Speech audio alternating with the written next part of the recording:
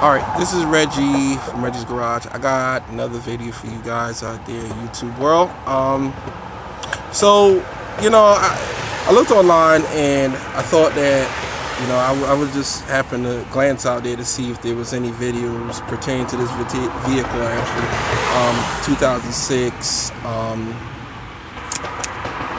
Chevy Cobalt. Okay, so get a backdrop to this car. So the one of the owner's relatives ran over a pothole, hit the oil pan, and screwed up the oil pan, whatever the case may be. So I looked at the manual, looked at a couple manuals, and their instructions and procedures for pulling this oil pan. I was looking at it like, well, okay, seemed like it's okay, but when I go to actually put this into practice, it actually didn't work. None of the stuff that I've seen out there really works. So I'm going to show you guys exactly how to get this oil pan out. Because if you do it the way that they have the procedure they have online, you're not going to get it out. It's just not going to come out. You're going to work. You gotta work yourself to death to try to get it out. Okay. So here's what I got. Okay. Let me turn this light on so you guys can see it. Okay. So what I did was took the motor mount, this passenger side one out. Okay. Took that out and took the screws that mount to the motor mount right here and bolted it in to my chain onto my engine hoist, as you can see right here. Okay, so and then on this side, right in here, I took out this motor mount bolt, the one in the front right here. Okay. Did the motor mount bolt right here. Took that out. Okay, so this will give the engine more room to actually maneuver upwards. Okay, this oil pan was also just replaced. I replaced that, and that allowed me to get more room to actually drop the oil pan out in this direction. Before I did that, there wasn't enough room along here for it to clear. For obvious reasons, it bounced against here and not enough room right here to do it. The procedure calls for you to remove the belt. As you can see, I didn't need to remove the belt. The belt is still in. Okay, you can easily, as you can see, I can pull the AC compressor back. What I did was loosen this bolt on the AC compressor right there and loosen the one up top, the AC compressor up top here, and took this bolt completely out. Okay, so you can pull it out this way. It'll get out, as soon as you hoist the engine up on here, and obviously you don't need to really hoist the engine up a whole lot. You can actually, as you can see, it's not really up very high. It's up marginally. You can see, let me see, right here. Just barely up. I just pull it up some. But with the engine hoist, I'm able to pull it up even a little bit further. I could go up a lot more than this. However, I'm not doing that right now. I can actually get it out without doing all that extra stuff. The belt is still on, as you can see. The belt is still intact. I didn't need to remove the belt. Okay, so this engine, this oil pan can be removed without taking the belt out, taking the serpentine belt off, and you can do it without actually pulling, removing the subframe, because that was my second option, to actually remove the subframe and potentially dropping that down and pulling the oil pan out from there. But I said, wait a minute, hold on. This engine is just a 4-cylinder. I'm not certain what's what size engine this one is. I know it's one of the 2.0 series engine. Let me take a look and see here. This is it doesn't say right here. Let's see. Let's see if I can see. I know this is the Ecotech engine. I'm not certain which one is this. Anybody out there knows exactly what engine size this one is, please feel free to drop me a message on. Oh, wait a minute. Hold on.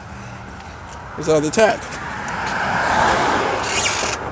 So this is the 2.2 right there. This is the 2.2, the Chevy, if you guys can see that, it's the Chevy 2.2 liter engine. So again, what I did was I pulled the all the motor mount bolts out. Oh, not the motor mount, the oil pan bolts out. All of them were able to get pulled out fairly simply, without the engine hoist being in. The ones on the passenger side, unfortunately, you have to remove the wheel. Well, you don't have to remove the wheel. It helps to remove the wheel.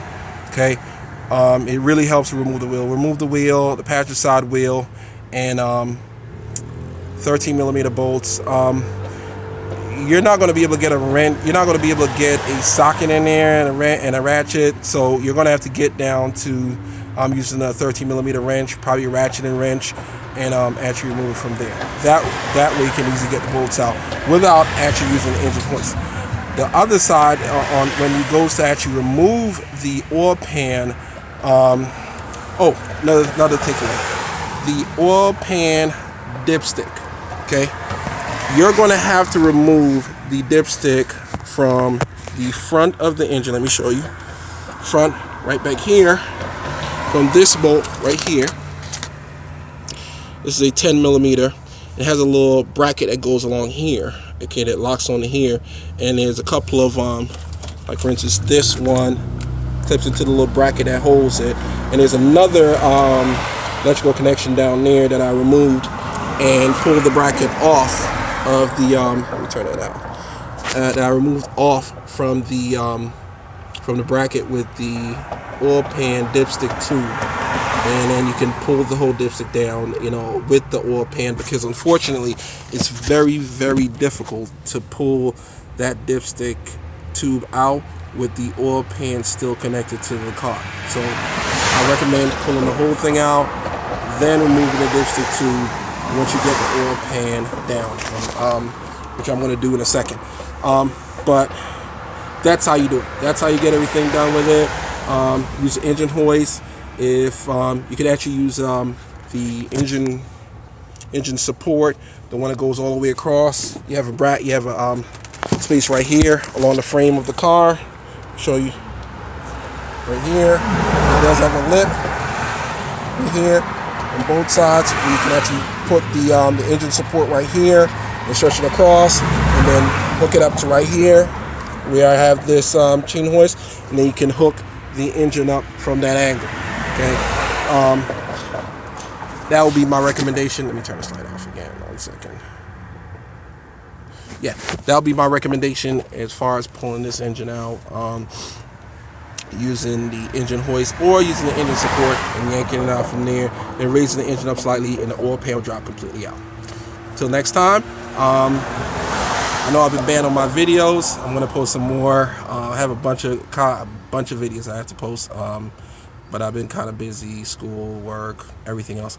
But this is just want to post this one so you guys out there, can actually, hopefully this will be helpful for anybody out there that's trying to work on the 2.2 oil pan. Because I've seen a lot of people out there run over stuff, bumping oil pans, busting the oil pan open, and not able to get it off. And a lot of people asking questions about how to get it off and the difficulty level.